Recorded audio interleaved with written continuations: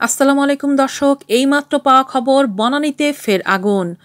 গতকাল রাজধানী বনানীতে পুড়েছে FR tower. এতে 25 জন নিহত হয়েছেন। আহত হয়ে হাসপাতালে ভর্তি হয়েছেন অনেকে।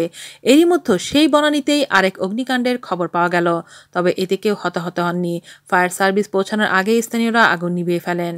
ফায়ার সার্ভিসের ডিউটি অফিসার এরশাদ হোসেন জানান, বনানীর 23 নম্বর রোডের 43 নম্বর বাড়িতে আগুন লেগেছে বলে খবর পাওয়া 2টা 20 মিনিটে 2টি ইউনিট পাঠানো হয়। তবে ফায়ার সার্ভিস পৌঁছানোর আগেই ভবনের বাসিন্দারা আগুন নিভিয়ে ফেলে। কিভাবে আগুনের সূত্রপাত সে সম্পর্কে কিছু জানা যায়নি। আগুন লাগার পর ভবনের বাসিন্দারা আতঙ্কে বাইরে বেরিয়ে আসেন। এদিকে রাজধানীর বনানীতে ভয়াবহ আগুনে 25 জনের মৃত্যু হয়েছে। এই আগুন আর উদ্ধার অভিযানের মাঝে সবচেয়ে বড় বাধা হয়ে দাঁড়িয়েছিল উৎসুক জনতা। দেশি বিদেশি গণমাধ্যমে প্রকাশিত ছবিতে দেখা গেছে হাজার হাজার মানুষ পথ আটকে অকারণে দাঁড়িয়ে আছে আর মোবাইল বের করে ছবি তুলছে। আজ এ পর্যন্তই। আল্লাহ হাফেজ।